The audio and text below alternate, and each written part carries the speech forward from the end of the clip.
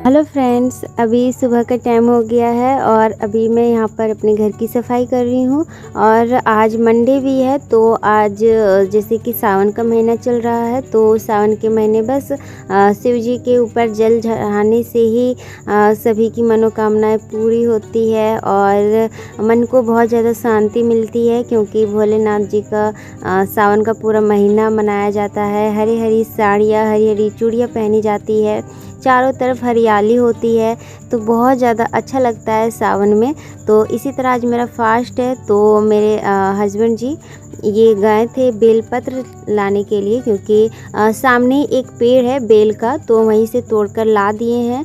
और बस यहाँ पर मैं सफाई करके और घर के जल्दी काम करके फिर तैयार हो जाऊँगी और फिर पूजा करने जाऊँगी। और यहाँ पर मैं आपसे कुछ बातें कहना चाहती हूँ कि हम कोई भी फास्ट करते हैं वो अपनी मर्ज़ी से करते हैं। कोई ज़रूरी नहीं है कि पूरा नियम कानून, अब बस अपनी श्रद्धा से करनी चाहिए। चाहे हम थोड़ा सा ही करें या फिर पूरे अच्छे से विधि विधान से करें। और ये जो छोटे मोटे त्यौहार होते हैं, ये इसमें मुझे नहीं लगता है कि मतलब कि कुछ ऐसा मतलब कि बहुत ज़्यादा कठिन है। क्योंकि मैं पिछली बार जब मैं आपको दिखाई थी कि मैं सोमवार का फास्ट करने जा रही हूँ, मंदिर गई थी पूजा करने के लिए, तो बहुत लोगों ने इस पर कमेंट किया था। वो मुझे अच्छा नहीं लगा, क्योंकि पूजा पाठ अपनी श्रद्धा से किया जाता है, मेरा कहने का मतलब है। और मैं ज़्यादातर पूजा पाठ नहीं करती हूँ, लेकिन जितने भी करती हूँ मैं अपने श्रद्धा से, अपने मन से, और मुझे बहुत अच्छा लगता है। तो बस यहाँ पर मैंने झाड़ू लगाकर, पोछा लगाकर, और एक तरफ मैंने चावल बनने के लिए रख दिया है और दूसरी तरफ मैं दाल बनने के लिए रख दूँगी। और फिर ये दाल चावल मैंने बनाकर और फिर मैंने नहा लिया, कपड़े भी धो लिए मैंने। और यहाँ पर अभी मैं हरी हरी चूड़ियाँ पहन रही हूँ, जैसे कि मैंने बताया कि सावन का महीना चल रहा है। और पिछले सावन का जो पहला सोमवार था, मैंने ग्रीन चूड़ियाँ पहनी थी एक एक, लेकिन वो फुल स्लीव का ब्लाउज़ था और ग्रीन कलर का था, उससे दिख भी नहीं रहा था, और उसमें चूड़ियाँ अगर पहनती तो उतना अच्छा नहीं लगता। तो अभी मैं पहनने जा रही हूँ, और पिछले बार भी मुझे बहुत पहनने का मन कर रहा था। और आप सबको वो साड़ी ब्लाउज़ बहुत ज़्यादा पसंद आया था, आपने बहुत ज़्यादा कमेंट किया था कि बहुत अच्छी है।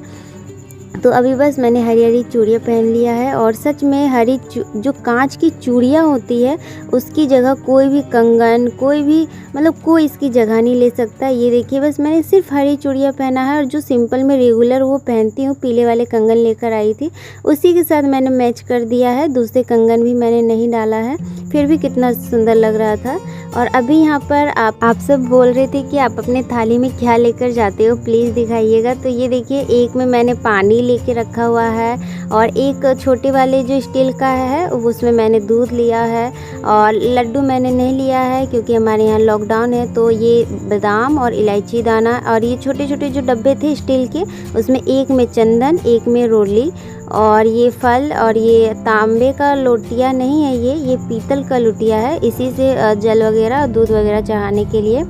और छोटा सा दिया मैंने लिया है, कुछ पैसे लिया है 11, और चावल और दुर्वा मैंने एक ही साथ भर लिया है प्लास्टिक में, क्योंकि फिर वहाँ पर पंडित जी को भी मैं साथ में देकर ही आ जाऊँगी।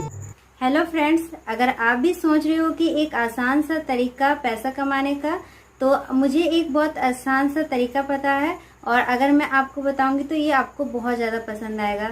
आपने सुना ही होगा बिनानी वेबसाइट के बारे में। ये इंडिया में सबसे पॉपुलर ट्रेडिंग प्लेटफॉर्म और वर्ल्ड में प्रमुख है। और आज मैं आपको बताती हूँ कि क्यों ज़्यादा से ज़्यादा बिनानी को खेलना चाहते हैं। बिनानी ऐप पूरे तरीके से लाइसेंस्ड और सिक्योर है, क्योंकि अभी बहुत ज़्यादा ही इलीगल साइट है, जहाँ पर आप पैसे ही नहीं, अपने पर्सनल डाटा भी घुमा सकते हो। और पर्सनली बताऊँ तो इस बिनानी ऐप को मैं बहुत ज़्यादा ट्रस्ट करती हूँ।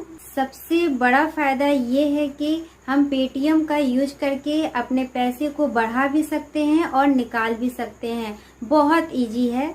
बिनानी में जीता हुआ पैसा आप 2 क्लिक में ही निकाल सकते हो, बिना अपने सोफा से उठे। आपका कोई पर्सनल डाटा नहीं चाहिए रजिस्ट्रेशन के लिए, सिर्फ ईमेल और पासवर्ड। इसमें बहुत इजी और क्लियर है। इस साइट का इंटरफेस बहुत ही अच्छा है, साथ में ट्रेडिंग अपॉर्चुनिटीज बिनानी इस दुनिया का ट्रेडिंग में बिगिनर्स और प्रोफेशनल दोनों को ही अपील करता है। तो पैसा बनाना अभी से शुरू कीजिए, कल का वेट मत कीजिए। हम उनमें से हैं जो इंटरनेट के साथ पैसा कमा सकते हैं। ज्यादा देरी मत कीजिए, बिनानी के साथ हम एक अच्छा सा सुनहरा मौका पैसा कमाने का गुमा सकते हैं।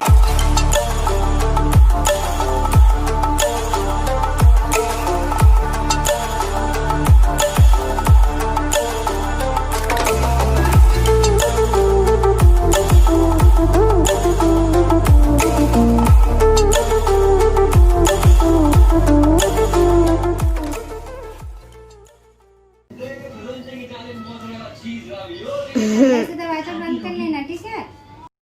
तुरंत आ जाएंगे।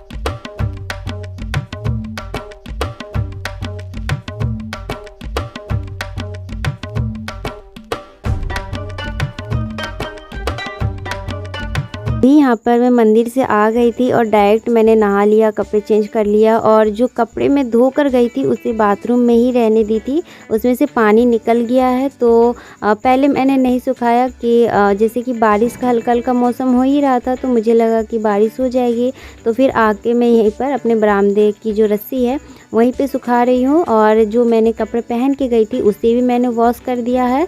तो मतलब कि मेरा भी सारा काम ख़त्म हो गया है।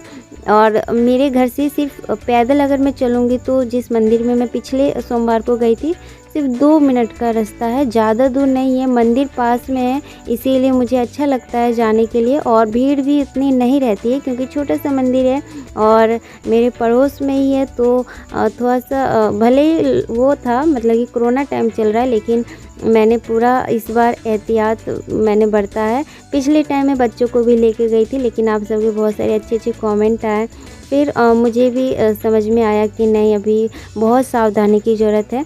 और हमारे यहाँ तो लॉकडाउन ऐसे भी हो गया है, ना काम धंधा चल रहा है, एक दुकान तक नहीं खुली है, सिर्फ राशन की दुकान खुली है। और बस अभी यहाँ पर मैं चाय बना रही हूँ अपने लिए।